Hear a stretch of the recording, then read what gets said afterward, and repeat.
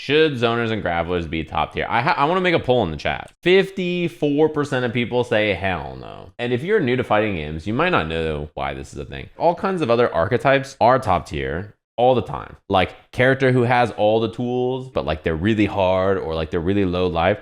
That character is top tier in like every game. The well-rounded, pretty good at everything, jack of all trades character, that character is top tier in every game. There's like a set play character or something that's top tier in every game. But like the minute a zoner or a grappler is top tier, everybody gets so mad. Not even the best character in the game.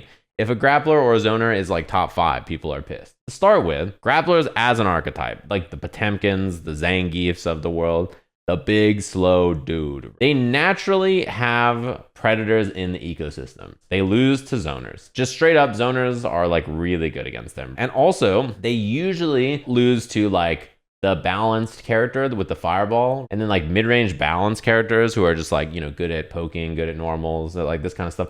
Those characters tend to give them problems. Really, their best matchups generally tend to be like rushdown characters. And even then, they sometimes lose to rushdown characters. In Street Fighter, right, there have been top tier iterations of grapplers. And a good example is Abigail. Maybe the most hated top tier in Street Fighter 5. I think he is like pretty high up there. There's like 3 or 4 of them in Evo top 8 in Japan for Evo Japan that year. You would see Abigail Mears. He would be like super popular. People hated Abigail because he was a grappler, a big body who did not have any of the problems normally that big slow grapplers had, right?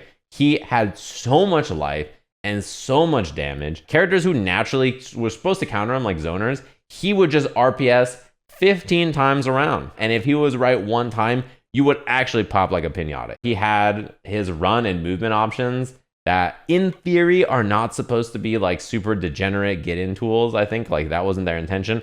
Ridiculous. And his V-trigger was extremely strong. His normals were absurd. He had really good pokes. So the rushdown characters, like they couldn't get near him because he would just poke them out. The zoners, he would just armor through and RPS against them. All these like mid-range archetypes and stuff, he was just so buff against all of them, right? All of his natural weaknesses were just basically not there, right? And if you look at any time a grappler is top tier, that's almost always what happens. All the normal problems that they have as an archetype just vanish and they just kill everything. On the flip side, zoners have the same situation as grapplers. They naturally, as an archetype, have counters, right? Rushdown characters or characters with extremely strong mobility get in there and kill them. When this archetype tends to be top tier and like they don't have natural counters, they have some other thing that just prevents them from struggling as much. Either their defense is extremely powerful. They give Fairy a DP and a sweep and a jab and like all this stuff that she can mash and just not care. Or they give them extremely solid rushdown and set play themselves. So even if they are like weak technically on defense, when they hit you, they also run some of the best offense in the game. Like Balsam is a great example of this. Extremely powerful neutral. Like mindlessly almost, you can just hit his normals and then still anti-air when people jump. Then when he knocks you down, he kills you. Like he just goes in and he does like some of the best offense in the game. And this is also how Happy Chaos was last version. When he was actually a zoner, they turned him into a rushdown character. He would shoot you from full screen, and then when you get in, he is like, oh, like let me just do the best offense in the game. Let me just loop you in the corner and you're stuck. It tends to be that they not only win in neutral,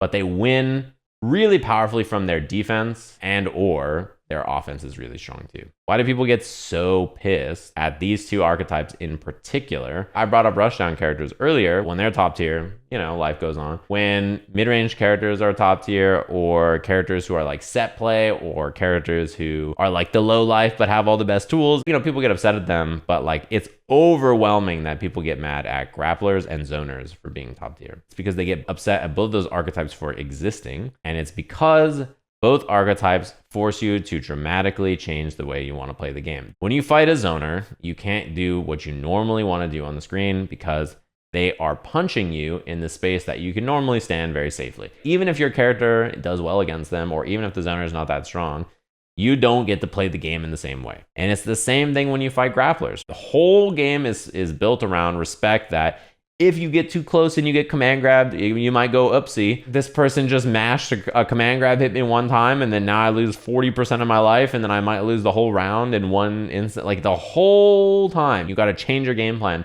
dramatically to accommodate this new archetype. When it changes how you play like every interaction of the matchup, That's when archetypes become extremely frustrating for people. Even if your character's like, oh, once I knock you down, I do the nastiest set play of all time.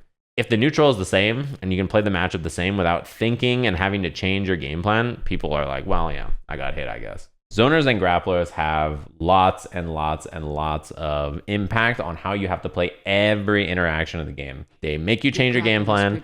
You have to think.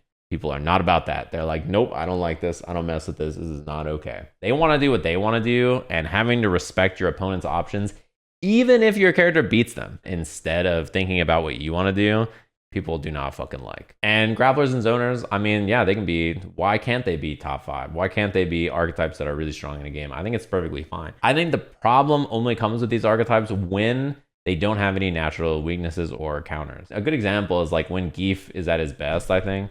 He still loses to a lot, like, you know, the archetypes that beat him. He's just good enough to still be one of the stronger characters in the game. These archetypes are naturally pointed, right? They naturally have things that they extremely excel at and then things that they are kind of weak at, right? And so when you take that away and you just make them good at literally everything, they tend to just crush all the other archetypes in the game, regardless of whether they're supposed to be good against their archetype or not. Happy Chaos was this way. He doesn't like sit full screen and shoot you with the gun anymore. He used to do that, and he also had best in class offense, which is why he was the best character in the game. Arxis was like, oh shit, we created a mega zoner. Let's just turn him into a rushdown character. Like he does his mid-range stuff and then he mixes you, which is what I think they wanted him to be in the first place mostly, but he like was doing too much from full screen and they were like, we don't want that. And if you look at the changes, they skewed him in that way. But Street Fighter is this way too, because the best characters in the game are like Luke, who's the all-rounder, and then Dalsum and Poison, who are zoners, and they have extremely strong rushdown. As like a casual or like outside of the highest level of play, rushdown and like super explosive offense has been like the perspective of what the game is. It's like you get exploded and there's fireworks and stuff.